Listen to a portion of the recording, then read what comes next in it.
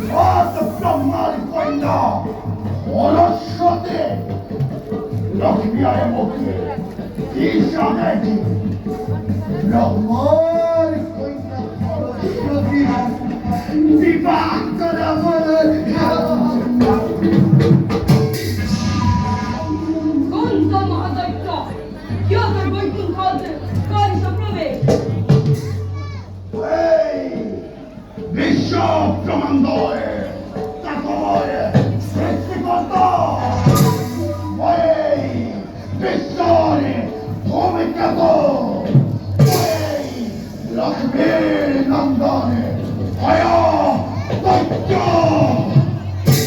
লক্ষ্মী আয়া মুখ ও ভারর হরণে ওই শাশ্বত আরো লক্ষ্মী আয়া মুখ দিশা দেয়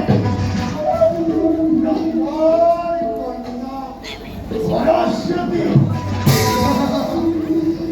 ব্রহ্মার কন্যা সরস্বতী